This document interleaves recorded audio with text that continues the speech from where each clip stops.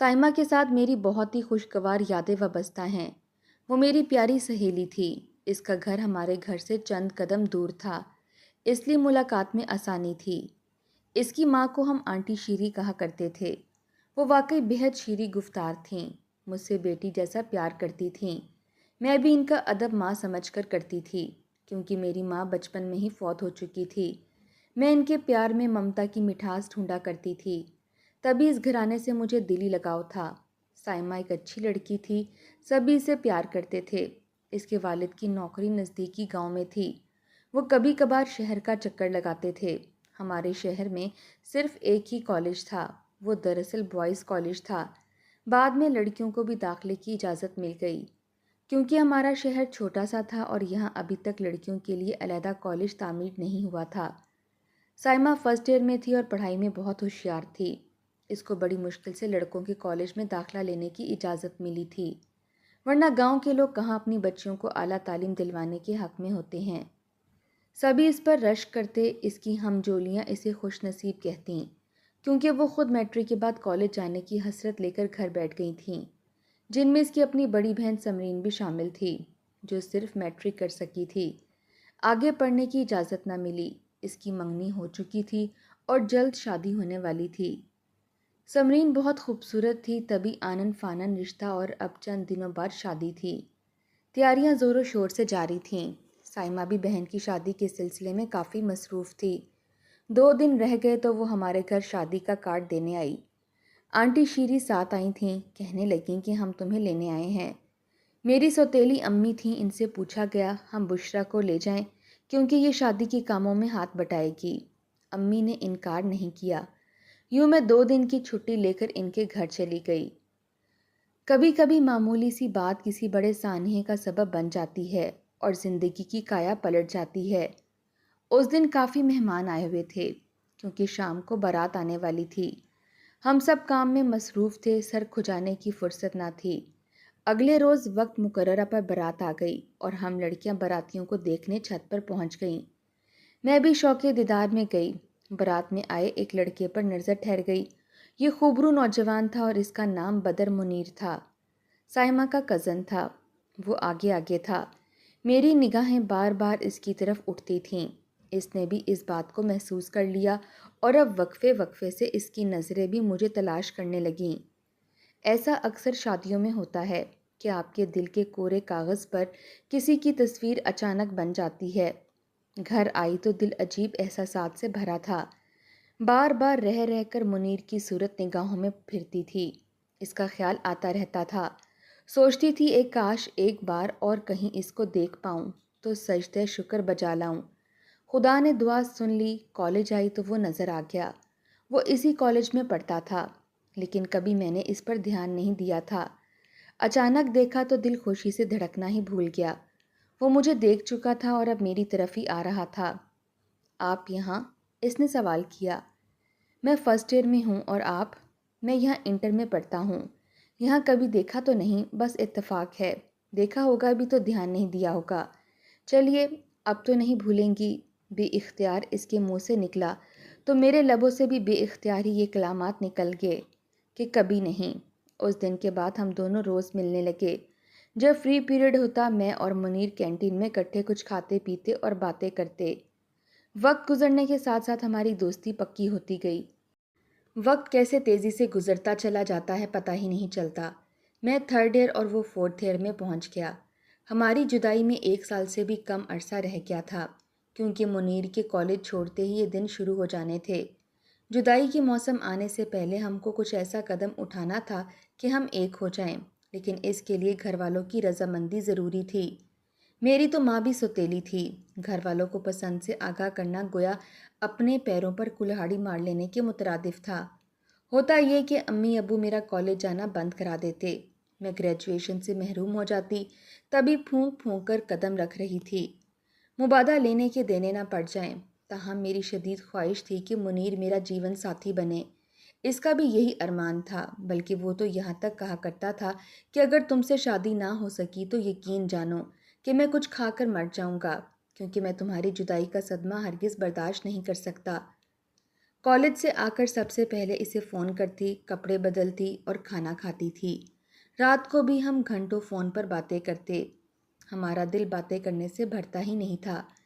ان دنوں جبکہ میرے تھرڈ ایئر کے پرچے ہو رہے تھے، ابو کے ایک رشتہ دار دوسرے گاؤں سے آئے۔ مجھے دیکھا تو اپنے بیٹے کے لیے پسند کر لیا اور رشتے کی بات کی۔ ابو نے ہاں کر دی اور منگنی کی تاریخ بھی دے دی۔ جب یہ بات مجھے پتہ چلی تو میرے پیروں تلے سے زمین نکل گئی۔ میں بہت پریشان ہوئی، ناشتہ بھی نہ کیا اور کالج آتے ہی منیر کو ڈھونڈنے لگی تاکہ اپنی پریشانی سے آگاہ کر دوں۔ پیریڈ بامشکل پڑھے، تیسرا پیریڈ خالی تھا، اس کا بھی خالی ہوتا تھا، لہٰذا ہم کینٹین میں آ گئے۔ میرے چہرے پر نظر پڑتے ہی پہلا سوال اس نے یہ کیا کہ بشریٰ کیا بات ہے، تم کیوں اداس ہو؟ بات میرے منہ سے نہ نکل رہی تھی۔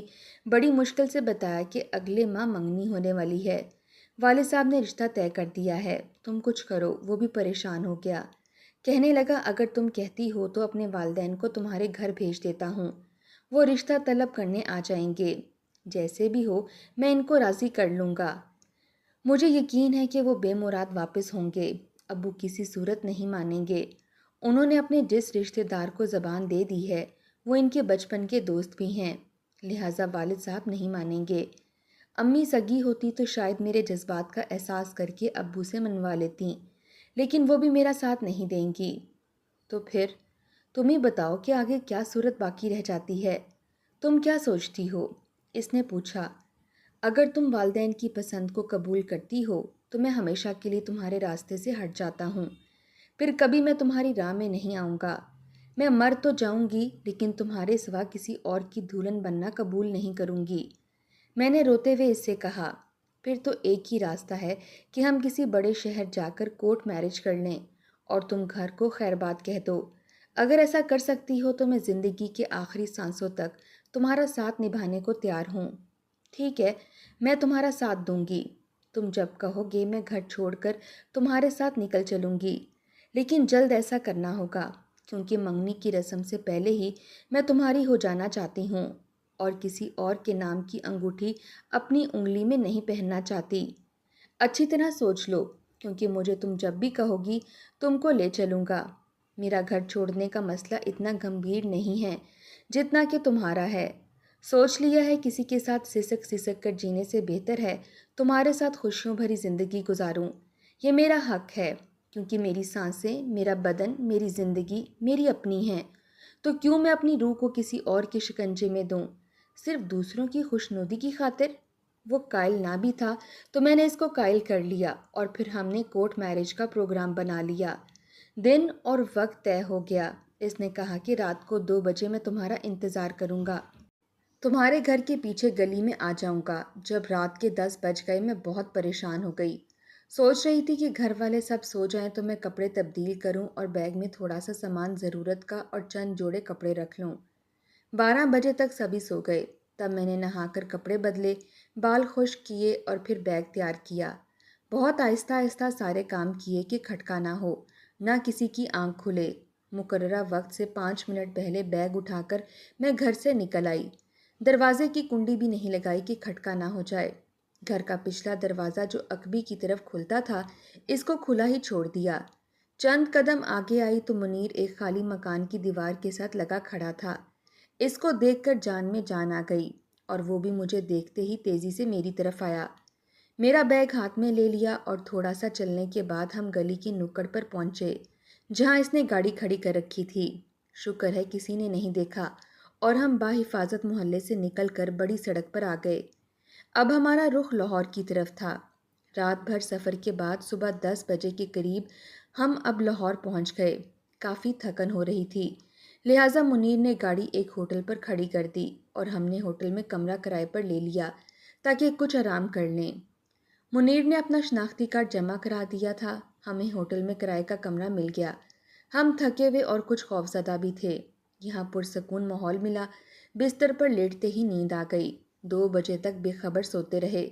دوپہر کو نہا دھو کر کھانا منگوایا، کھانا کھا کر منیر لیٹ گئے تو میں نے سوال کیا کہ گھر سے تو آ گئے ہیں، اب بتاؤ آگے کیا کرنا ہے؟ کہا تھوڑی دیر سوچنے دو کہ کیا کرنا ہے، پہلے نکاح کا انتظام کیا جائے تاکہ ہمارا ساتھ جائز رہے۔ وہی تو سوچ رہا ہوں، یہاں لاہور ہائی کورٹ میں میرا ایک دوست وکالت کرتا ہے، اس کے پاس جاتا ہوں، اس سے بات کر کے پھر تم کو آ کر کورٹ لے جاؤں گا اور نکاح ہوگا۔ گواہوں کا انتظام بھی شاید وہی کر دے گا، لیکن اس سے پہلے ہمیں رہائش کا سوچنا ہے۔ نکاح کے بعد کہاں جائیں گے؟ عمر بھر تو اس ہوٹل میں نہیں رہ سکتے، زیادہ سے زیادہ ایک ہفتہ رہ سکیں گے۔ کوئی مکان کرائے پر تلاش کرنا ہوگا۔ ابھی 4th ایئر کے پرچے دینے ہیں۔ یہ سارے مسئلے حل ہو جائیں گے، لیکن والدین کو جب پتہ چلے گا کہ ہم نکل آئے ہیں، وہ ہم کو تلاش کریں گے۔ اس کا کیا ہوگا؟ اس سوال پر منیر نے متفکر ہو کر کہا، ہاں یہ زیادہ سنگین مسئلہ ہے، مجھ پر پولیس کیس بھی بن سکتا ہے اور وہ اغوا کا پرچہ درج کر سکتے ہیں۔ میں نے اپنے گھر والوں کو بھی نہیں بتایا ہے، یقیناً ان کو پولیس گرفتار کرے گی، مشکلات کا سامنا انہیں کرنا پڑے گا۔ یہ باتیں ہم ڈسکس کر رہے تھے اور پریشان ہو رہے تھے کہ گھر سے قدم نکالتے وقت تو ایسا کچھ سوچا نہیں تھا اور اب یہ باتیں سوچ رہے تھے۔ اس وقت آنکھ پر عشق کی پٹی بندھی ہوئی تھی، معاشرتی حقائق اور مشکلات ذہن میں ہی نہیں آئے تھے اور یہ حقیقت منہ پھاڑے سامنے کھڑی تھی۔ منیر نے کہا کہ میں آصف وکیل کے پاس جاتا ہوں اور کورٹ میرج کی بات کرتا ہوں، دیکھو وہ کیا ٹائم دیتا ہے، پھر تم کو لے چلوں گا۔ تم ہوٹل کے کمرے کو اندر سے لاک کر لینا، جب تک میں نہ آؤں دروازہ بجے بھی تو مت کھولنا، میں مینیجر کو بتا دوں گا اور 2-4 گھنٹے تک آ جاؤں گا، گھبرانا نہیں۔ یہ کہہ کر وہ چلا گیا اور میں اس کا انتظار کرنے لگی۔ کمرے میں ٹی وی رکھا تھا، اس کو آن کیا، دل بہلانے لگی۔ شام کو منیر لوٹ آیا، بتایا کہ آصف مل گیا ہے، کل کاغذات ٹائپ ہوں گے اور گواہوں کا انتظام ہوگا، پھر تم کو لے جاؤں گا، کیونکہ کورٹ میں میرا بیان بھی قلم بند ہوگا۔ اگلے روز وہ صبح ہی چلا گیا اور پھر صبح سے شام ہو گئی، منیر نہ لوٹا۔ میرا جی گھبرا رہا تھا، بار بار گھڑی دیکھتی تھی، لیکن وقت جیسے تھم گیا تھا۔ ٹی وی آن کیا تو ایک ہولناک خبر سنی کہ ہائی کورٹ کی بلڈنگ کے قریب ہی خودکش دھماکہ ہو گیا تھا۔ بہت سے پولیس والے اور راہگیر مر گئے اور بہت سے زخمی ہوئے تھے۔ یہ خبر سنتے ہی کلیجہ تھام لیا، کیونکہ منیر بھی تو ادھر گیا ہوا تھا۔ شام سے رات ہو گئی، وہ نہیں آیا، خدا جانتا ہے کہ وہ رات کیسے گزاری۔ پل بھر کو آنکھ نہ لگی، شب بھر منیر کی خیر و سلامتی کی دعا کرتی رہی، رات کا کھانا بھی نہ کھایا۔ بیرے نے ایک بار در بجایا، مگر میں نے کھولا اور نہ ہی جواب دیا تو وہ لوٹ گیا۔ صبح ہوئی اور منیر نہیں آیا تو میں سمجھ گئی کہ کچھ ہو چکا ہے۔ دوپہر کو مینیجر نے فون کیا، ڈرتے ڈرتے میں نے ریسیور اٹھایا۔ اس نے بتایا کہ منیر صاحب شدید زخمی تھے، خودکش دھماکے میں ان کی ٹانگیں اڑ گئی تھیں، ہسپتال میں ان کو ہوش نہیں آ سکا اور وہ چل بسے، اور ان کی جیب سے ہمارے ہوٹل کا کارڈ ملا تو ہسپتال والوں نے فون کیا ہے، آپ ان کے گھر والوں کا پتہ دیں۔ میں نے منیر کے والد کا نمبر لکھوا دیا اور مینیجر سے کہا کہ ان کو میرا مت بتائیے گا، کیونکہ ہم گھر والوں سے چوری چھپے نکلے تھے اور وہ کورٹ میں کورٹ میرج کے سلسلے میں اپنے ایک وکیل دوست سے ملنے گئے تھے۔ بد نصیبی سے ثانیہ کے زد میں آ گئے۔ ایسا کہتے ہوئے میں رو رہی تھی۔ تب مینیجر نے کہا کہ گھبراؤ نہیں، مجھ کو اپنا بھائی سمجھو اور جہاں کہو میں پہنچانے کا انتظام کر دیتا ہوں، البتہ سامان آپ ساتھ نہیں لے جا سکتی، یہ ہمیں منیر صاحب کے وارثوں کے حوالے کرنا ہوگا۔ میں نے کہا کہ ٹھیک ہے، میں تھوڑی دیر میں سوچ کر بتاتی ہوں۔ مینیجر پر مجھے اعتبار نہ تھا، یقیناً وہ مجھ کو پولیس کے حوالے کرنا چاہتا تھا، وہ محض مجھ کو تسلی دے رہا تھا۔ تبھی میں نے اپنی دانست میں چالاکی سے کام لیا، بیرے کو بلا کر 2000 روپے دیے اور کہا کہ تم میرے بھائی ہو، کسی طرح مجھے یہاں سے نکالو، لیکن اس طرح کہ مینیجر کو خبر نہ ہو۔ بیرے نے کہا کہ 2000 نہیں، اگر 5000 دو گی تو تمہیں یہاں سے ایسے نکالوں گا کہ کسی کو کانوں کان خبر نہ ہوگی، ورنہ پولیس ابھی یہاں پہنچ جائے گی۔ یہ دشوار کام ہے، میری نوکری خطرے میں پڑ سکتی ہے۔ اس وقت میں بہت گھبرائی ہوئی تھی، گھر والوں سے خوفزدہ تھی کہ کچھ نہ سوچا، اوپر سے پولیس کا ڈر تھا کہ مینیجر ضرور کوئی ایسی کارروائی کرنے میں لگا ہے کہ چند لمحوں بعد میں گرفتار ہو جاؤں گی۔ حالانکہ بم دھماکے میں جاں بحق ہونا منیر کے لیے تو ایک حادثاتی ثانیہ تھا، مگر میرا اس کے ساتھ گھر سے بھاگ آنا جرم ہی گردانا جاتا۔ بس میں نے 5000 بیرے کو دیے اور اس نے مجھ کو ہوٹل سے باہر جانے کا دوسرا راستہ دکھا دیا۔ جب میں پہلی سیڑھی سے باہر آئی تو کسی نے نہیں دیکھا، وہاں ٹیکسی کھڑی تھی۔ بیرے نے مجھ کو اس میں بیٹھ جانے کا اشارہ کر کے کہا کہ یہ تم کو میرے گھر لے جائے گی، وہاں جا کر آرام سے بیٹھ جانا اور میں ڈیوٹی ختم کر کے آ جاؤں گا، پھر تم جہاں کہو گی تم کو پہنچا دوں گا۔ منیر کا سامان میں نے ہوٹل میں رہنے دیا تھا، صرف اپنا بیگ جس میں میرے کپڑے، نقدی اور کچھ زیورات تھے ساتھ لیا۔ ٹیکسی ڈرائیور نے مجھے بیرے کے گھر کے دروازے پر اتارا، شاید وہ اس کو جانتا تھا۔ بیرے کا نام افتخار تھا اور یہ ٹھیک آدمی نہیں تھا۔ ہوٹل میں جو مرد عیاشی کے لیے آ کر ٹھہرتے تھے، یہ ان کو غلط قسم کی تفریح مہیا کرنے کا ذریعہ تھا، لہٰذا اس کا رابطہ اس بازار سے بھی رہتا تھا۔ افتخار رات کو آ گیا، اس کے گھر میں خواتین نہیں تھیں، اکیلا ہی رہتا تھا۔ آتے ہی اس نے ایک عورت کو فون کیا، تھوڑی دیر میں وہ عورت آئی، دونوں نے کچھ دیر تک دوسرے کمرے میں گفتگو شنید کی، پھر بولا، بشرا بی بی یہ میری خالہ ہیں، قریب ہی رہتی ہیں، تم ان کے گھر چلی جاؤ، کیونکہ میں یہاں اکیلا رہتا ہوں، لہٰذا تمہارا یہاں رہنا مناسب نہیں ہے، چاہو تو اپنا سامان رہنے دو یا ساتھ لے جاؤ۔ خالہ نے کہا کہ ان کا سامان یہیں رہنے دو، کل میں منگوا لوں گی، ابھی رات ہو رہی ہے اور ہم دونوں عورتیں ٹیکسی میں جائیں گی، سامان لے جانا ٹھیک نہیں ہے، ہو سکتا ہے ان بیگ میں زیور وغیرہ یا کوئی قیمتی سامان بھی ہو۔ میں منیر کی ہلاکت کے صدمے سے نیم جان تھی، اوپر سے خالہ کی ہمدردانہ باتیں اور بار بار گلے لگا کر کہتی تھیں، مت رو میری بچی، رونا نہیں، مجھے ماں سمجھو، جیسا کہو گی ویسا ہی ہوگا، بھروسہ رکھو، کل تک تجھے تیرے گھر پہنچا دوں گی۔ اس شاطر عورت نے میرا سامان افتخار کے حوالے کیا اور مجھے ٹیکسی میں بٹھا کر اس جگہ لے آئی جس کو بازار حسن کہا جاتا ہے۔ میں جب یہاں آئی اور ماحول کا اندازہ ہوا تو ہکا بکا رہ گئی، منیر کے مرنے کا غم بھی بھول گئی، سامنے اپنی عزت کی موت نظر آ رہی تھی۔ اس جگہ آنے سے تو مر جانا کیا برا تھا، کاش میں منیر کے ساتھی بم دھماکے میں مر جاتی۔ میں تھر تھر کانپ رہی تھی، ہاتھ پیر پھولے ہوئے تھے۔ عورت کے کوٹھے پر لوگ آ گئے تھے، میری آنکھیں حیرت سے پھٹنے لگیں کہ ان میں ایک پولیس افسر کے ساتھ میرا کزن منصب خان بھی تھا۔ منصب کو دیکھ کر میں سمجھ نہیں آ رہی تھی کہ میں روں یا ہنسوں۔ میں ہمت کر کے پردہ ہٹا کر اس کی طرف دوڑی اور اس کے پاس جا کر رونے لگی۔ وہ بھی مجھے دیکھ کر حیران پریشان ہو گیا تھا، تو میں نے کہا، منصب، میں راستہ بھول گئی تھی اور یہ لوگ دھوکے سے یہاں لے آئے ہیں، خدا کے لیے مجھے یہاں سے لے چلو۔ کب لائے تھے یہ تم کو؟ ابھی تھوڑی دیر پہلے، میں نے جواب دیا۔ اچھا فکر نہ کرو، اس نے اپنے پولیس آفیسر دوست سے کچھ کہا اور اس نے بلا خانے کی مالکہ کو آڑے ہاتھوں لیا۔ میں نے دیکھا عورت خوفزدہ ہو گئی، اس نے ہاتھ باندھے اور پھر منصب سے کہا کہ بے شک اس کو لے جاؤ، کیونکہ ابھی میں نے اس کے پیسے نہیں دیے، اصل مجرم ہوٹل کا بیرا افتخار ہے، اس کا سامان بھی اسی کے پاس ہے، وہی اسے فروخت کرنے لایا تھا۔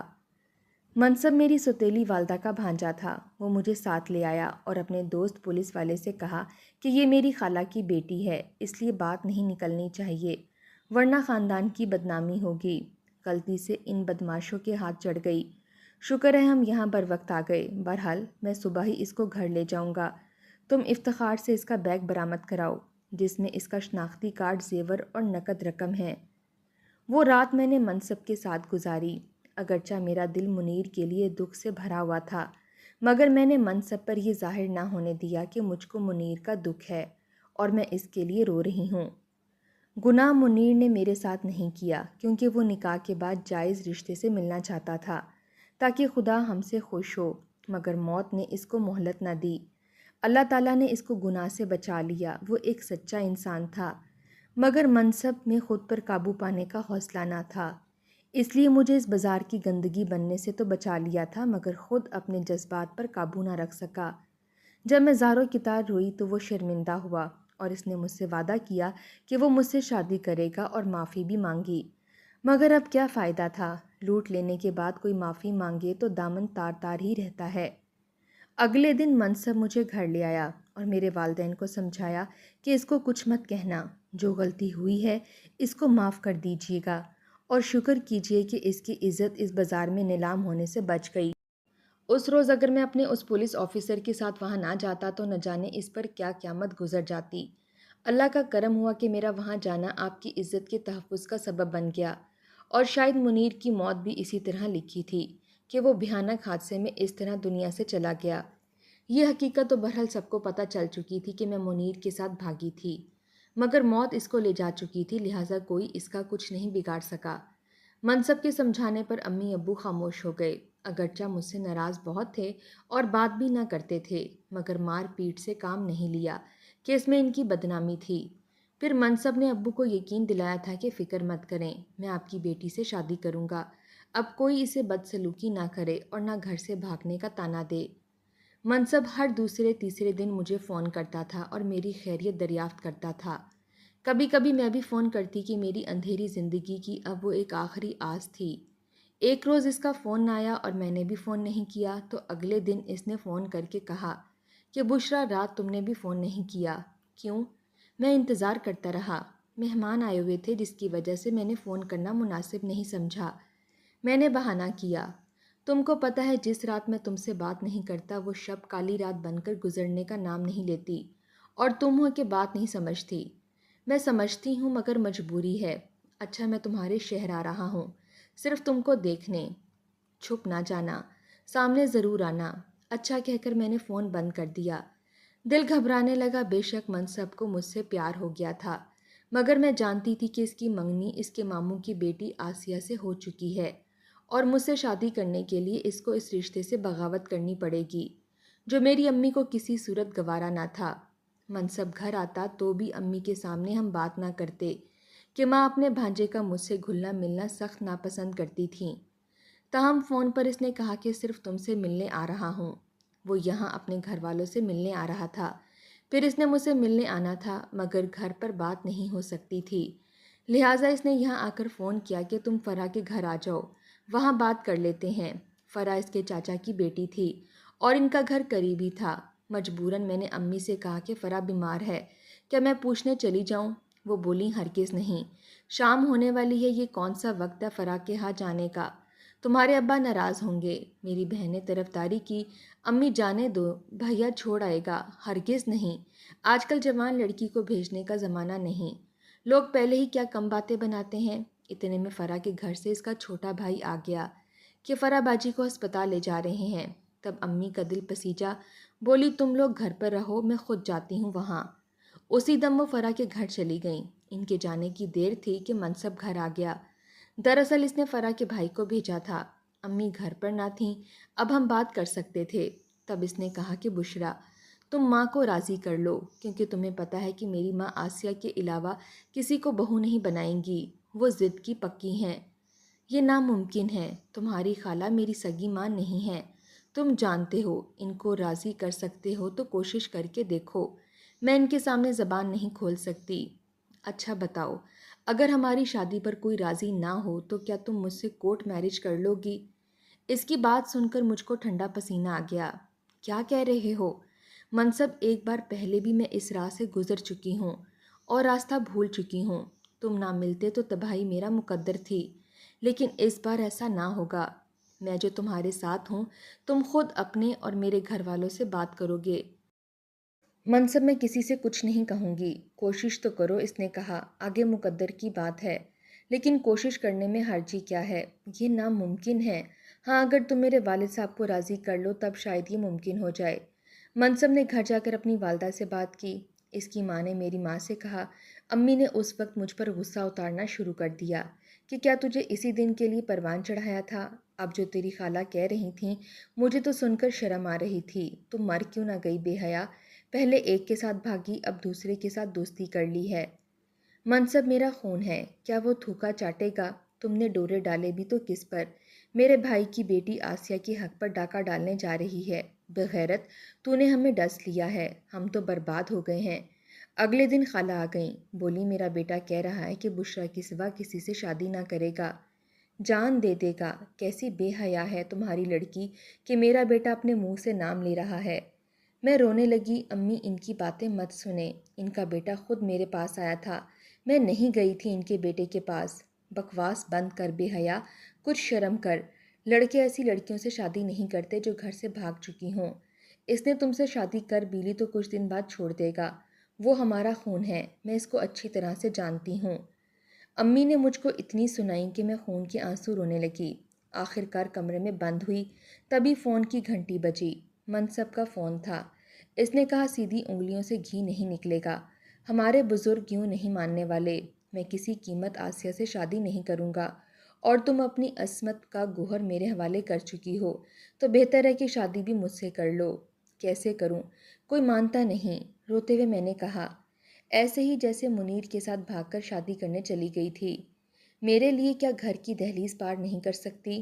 جبکہ میں نے تمہارے ماضی کو ایشو نہیں بنایا ہے، تم کو واپس گھر پہنچایا ہے، کیا اب بھی میری محبت کا اعتبار نہیں ہے؟ ہمت کرو اور نکلو گھر سے، ہم کراچی جا کر کورٹ میرج کر لیں گے۔ غرض وہ مجھے اکساتا رہا اور مجھے ماں کی باتیں یاد آ رہی تھیں۔ تب بن سوچے سمجھے میں نے کہہ دیا کہ میں آ جاؤں گی، جگہ بتا دو۔ اس نے وقت اور جگہ بتا دی اور کہا کہ میں لینے آ جاؤں گا، گھبرانا نہیں۔ آسیہ سے چھٹکارا پانے کا بس یہی ایک طریقہ ہے۔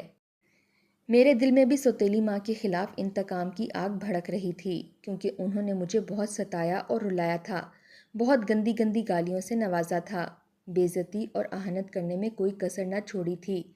رات کو میں نکل گئی، اگرچہ ضمیر ملامت کرتا رہا، سارا دن یہی سوچتی جاتی تھی کہ جو میں کر رہی ہوں کیا ٹھیک ہے؟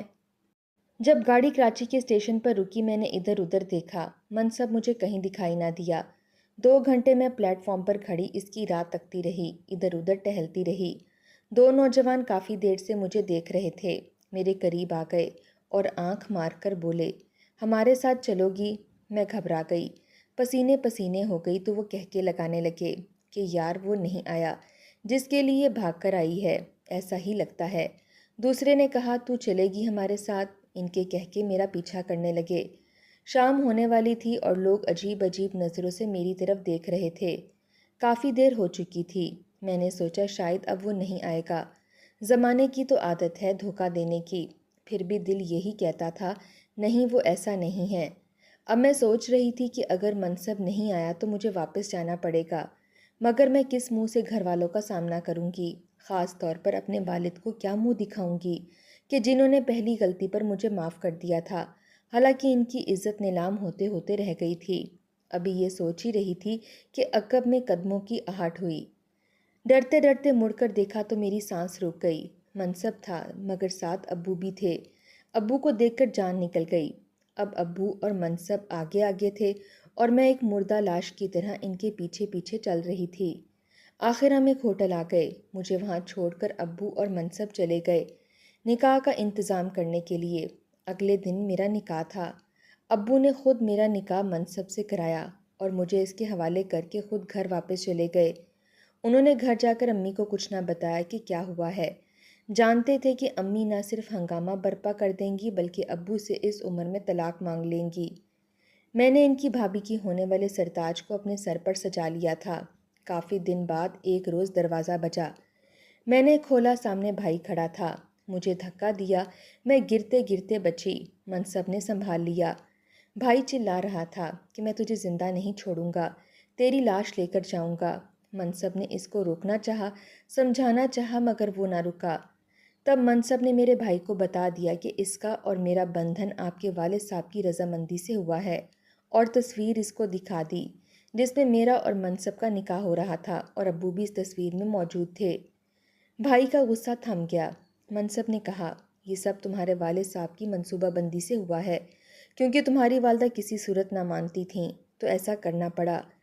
بھائی خاموش ہو کر لوٹ گیا، لیکن پھر کبھی میرے دروازے پر نہیں آیا۔ اس واقعے کے کچھ عرصے بعد ابو فوت ہو گئے۔ امی کو اصل حقیقت پتہ چل چکی تھی۔ میں شب و روز ان کا انتظار کرتی ہوں لیکن وہ نہیں آتیں۔ شاید انہوں نے میری صورت نہ دیکھنے کی قسم کھا لی ہے۔ شاید زندگی سب کے لیے آسان نہیں ہوتی۔